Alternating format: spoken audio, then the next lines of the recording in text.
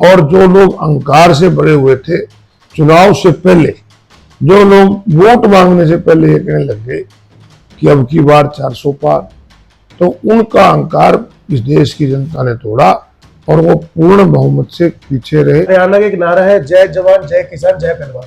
ये तीनों में बीजेपी क्या काम कर पाई जिस वजह से ये फेल हुई, इस बारे में सर आपकी क्या व्यू? पहले तो आपने अग्निवीर का जिक्र किया। ये योजना पूरी तरह से हमारे युवाओं का फ्यूचर खत्म करने के लिए जी।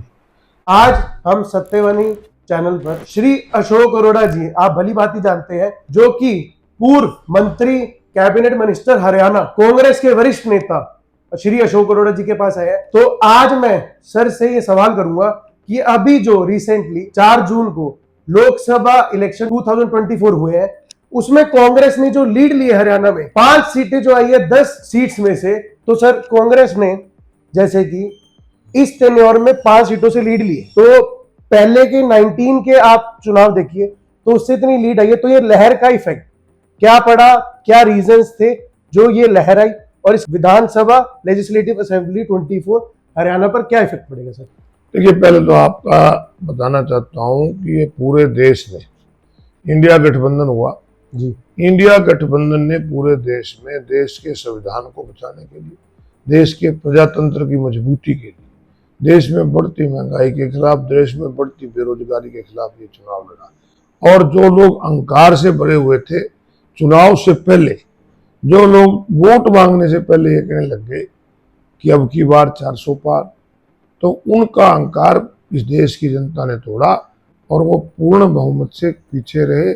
और पूरे प्रदेश की जहां बात करें हरियाणा में, हरियाणा प्रदेश में जहां कांग्रेस पार्टी 2019 में एक भी सीट में मेरी जीतने में सफल नहीं हुई थी, इस बार कांग्रेस पार्टी ने 5 सीटें जीती और हरियाणा प्रदेश के अंदर 47.6% वोट लिए, जो कि बीजेपी से ज्यादा है। सर बेसिकली ये जो आपने बताया इफेक्ट पड़ा बेरोजगारी के लिए, ये अग्निवीर योजना है जो इनकी, वो आप क्या कहेंगे उसके बारे में कि यूथ को जो बाहर जाना पड़ रहा है, अग्निवीर स्कीम इनकी, हमारा हरियाणा का एक नारा है, जय जवान जय किसान जय पहलवान। ये तीनों में बीजेपी क्या काम कर पाई जिस वजह से ये फेल हुई, इस बारे में सर आपकी क्या व्यू? पहले तो आपने अग्निवीर का जिक्र किया। ये योजना पूरी तरह से हमारे युवाओं का फ्यूचर खत्म करने के लिए जी। जब आदमी जो देश के सेना में भर्ती होता है, वो खाली एक तो रोजगार मिलता है, एक उसका एक सम्मान होता है कि वो देश की सीमा की रक्षा करने के लिए गया है। और देश का सीमा की रक्षा करते हुए जब फौजी घर आता है तो पूरा देश उसका स्वागत करता है। परंतु इन्होंने युवाओं को 4 साल के लिए अग्निवीर करके युवाओं के साथ खिलवाड़ किया और आज पूरा प्रदेश का युवा आज बेरोजगारी की वजह से बाहर जा रहा है, नशे पे जा रहा है, अपराध पे जा रहा है। और रही बात आपने जो जिक्र किया 2024 के चुनाव का, तो 2024 का जो चुनाव है, अगला जो विधानसभा का होने जा रहा है, विधानसभा चुनाव के अंदर हरियाणा प्रदेश के अंदर कांग्रेस पार्टी भारी बहुमत से सत्ता में आएगी।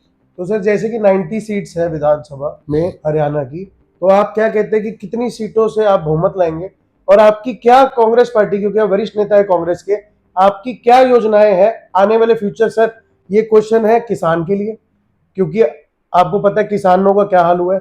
ये क्वेश्चन है यूथ के लिए, और ये क्वेश्चन है सर आपके वीरों के लिए जो हमारे देश की सेवा करते हैं, इंडियन आर्मी के लिए। आपकी क्या योजनाएं है पूरे देश? और बहुत बढ़िया आपने प्रश्न किया है। हरियाणा प्रदेश के अंदर, हरियाणा प्रदेश जो है, बेसिक तो ये देश ही किसानों का देश है, परंतु हरियाणा प्रदेश जो तो बिल्कुल किसानों का, जवानों का, खिलाड़ियों का देश है, प्रदेश है। और इस प्रदेश के अंदर रोजगार ना मिलने की वजह से आज खेती जो है, खेती में उनको एमएसपी पूरी नहीं मिलती, इसलिए लोग परेशान हैं। तो हरियाणा प्रदेश के अंदर जो आपने कहा कि कितनी सीट आएंगी, ये नारा तो देते हैं बीजेपी वाले, जो पहले कहते थे 400 पार, 75 पार, 75 पार वाले 40 पे रह गए। तो हमारा तो एक है कि पिछली बार हरियाणा प्रदेश के अंदर भारतीय जनता पार्टी जो थी लोकसभा चुनाव में 79 सीट पे जीती थी, जबकि कांग्रेस 10 पे जीती थी। इस बार कांग्रेस 46 पे जीतती है, बीजेपी 44 पे जीतती है। अगली बार मुझे नहीं लगता कि 5-4 सीट या 7 सीट से ऊपर बीजेपी की जीत पाएगी। सरकार बनेगी और सरकार बनने के बाद हमारे पहले से एक योजना है कि हरियाणा प्रदेश के अंदर 2 लाख पद खाली पड़े हैं। सबसे पहले उन सरकारी पदों को भरकर इस प्रदेश के युवाओं को रोजगार दिया जाएगा। किसानों को MSP दी जाएगी। किसान को स्वामीनाथन रिपोर्ट के तहत फार्मूला C2 के तहत उनकी लागत पे उनको प्रॉफिट दिया जाएगा। इसके साथ साथ बुजुर्ग को 6,000 रुपये पेंशन दी जाएगी। घरों की 300 यूनिट बिजली फ्री दी जाएगी। और हमारे जो गरीब लोग हैं उनको 100 गज की फ्लैट की स्कीम जो पहले हुड्डा साहब दिया करते थे दोबारा शुरू करके उनमें 2-2 कमरे बनाकर जो सरकार की तरफ से दिए जाए। तो सर ने बताया कि अब जो अपकमिंग लेजिस्लेटिव असेंबली के जो इलेक्शन है हरियाणा में 90 सीट्स, कांग्रेस उसमें बहुमत हासिल करेगी और इनके इन ग्राउंड्स पर करेगी जो इनकी योजनाएं हैं। पहला यूथ के लिए, जैसे कि आपने सुना सर ने बताया कि नौकरियां देंगे जो 2 लाख पद है। स्वामीनाथन कमेटी जो कि किसानों के लिए बनाई गई थी, वो कमेटी आज तक उनकी रिपोर्ट का कोई अप्लाई नहीं हुई है, वो अप्लाई करेंगे सर। और गरीबों को घर मिलेंगे। तो सर मेरे को बहुत अच्छा लगा, आपने इतना अच्छा हमारे यूथ के लिए, देश के लिए सोचा, अपने हमारे हरियाणा के युवाओं के लिए सोचा।